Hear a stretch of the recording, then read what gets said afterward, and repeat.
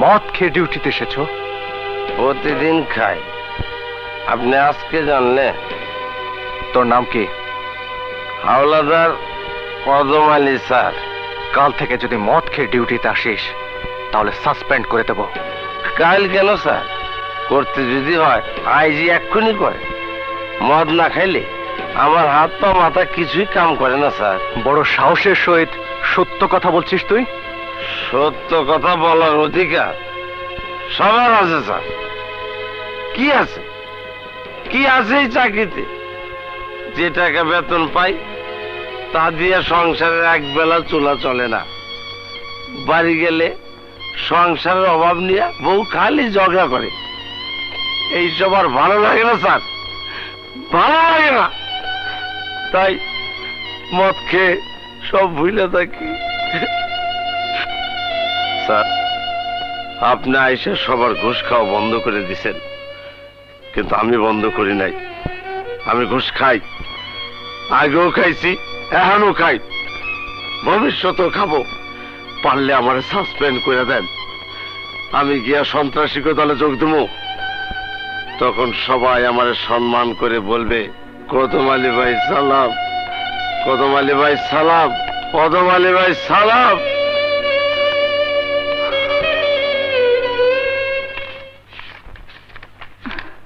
এ কি 1000 টাকা কম কেন?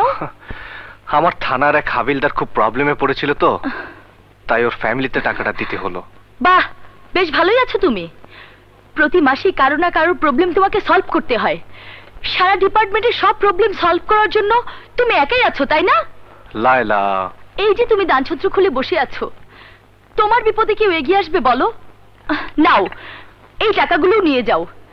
যে দেখো তোমার ডিপার্টমেন্টে আর কে কে প্রবলেমে আছে, সব তাদের মধ্যে বিলি দিয়ে এসো। যাও।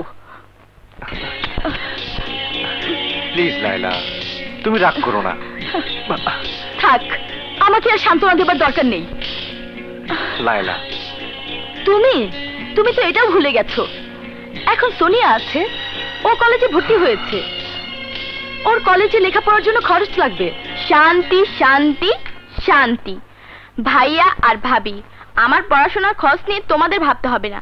প্রয়োজন হলে আমি একটু টিউশনি জোগাড় করে নেব, বাস সমস্যার সমাধান। খবরদার সোনিয়া, আর কখনো অমন কথা মুখে আনবি না। তোর এই ভাই এখনো বেঁচে আছে, মরে যায়নি। যতদিন আমি বেঁচে আছি তোর পড়াশোনার খরচ নিয়ে তোকে ভাবতে হবে না। তোর কাজ শুধু পড়াশোনা করা আর কলেজে যাওয়া। জি ভাইয়া। ভাবি,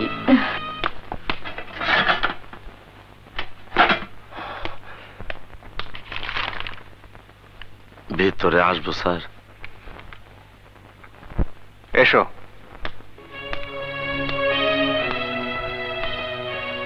স্যার, কি কিছু বলবে?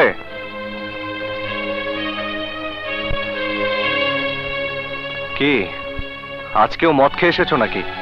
স্যার, আমি আপনার লোকে বেয়াদবি করছি, আমার শাস্তি দেন স্যার, আমার শাস্তি দেন স্যার, আমার শাস্তি দেন। হে কি করছো? আমার সাসপেন্ড করে দেন, আমার সাসপেন্ড করে দেন। আরে তুমি তো কোনো অপরাধ করনি, তোমাকে সাসপেন্ড করবো কেন? না স্যার, আমি অপরাধী, আমি পাপী। আপনি আমার সংসারের জন্য আমার বউর হাতে টাকা দিচ্ছেন, আর আমি আপনার এই অনুতপ্তের পানিতে আজ তোমার সমস্ত পাপ ধুয়ে গেল। আজ থেকে তুমি একজন সত্যিকারের মানুষ রূপে জন্ম নিলে। স্যার, আজকের পর থেকে আমি আর কোনো দিন ঘুষ খাবো না।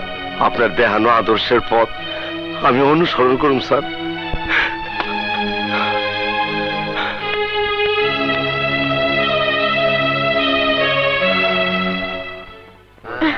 তারপর বুঝবি। তারপর কি হলো? তারপর চল সোনিয়া, ক্লাসে দেরি হয়ে যাচ্ছে। চল।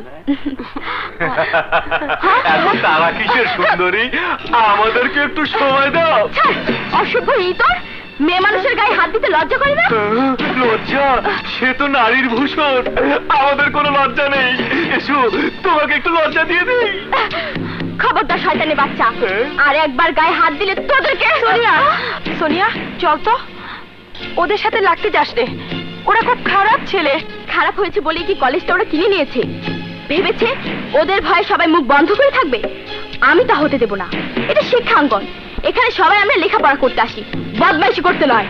শালা শালি তো দেখি বোম্বাই ঝালমরিচ। চল আজ তোর ঝালটা কমিয়ে দেবো। এই, কি করছো এটা? ছাড় আমাকে, ছেড়ে বলছি। ছাড়। দেখি তোর কত ঝাল।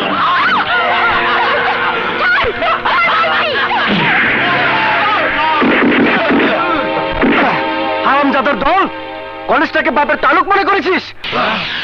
ওই মাশাআল্লাহ রে।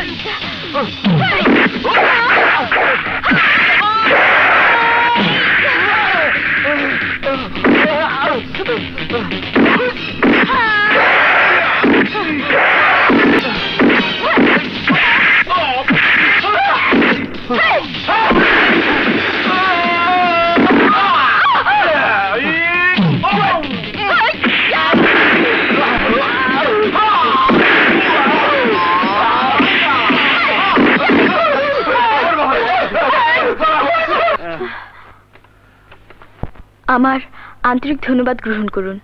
হ্যাঁ,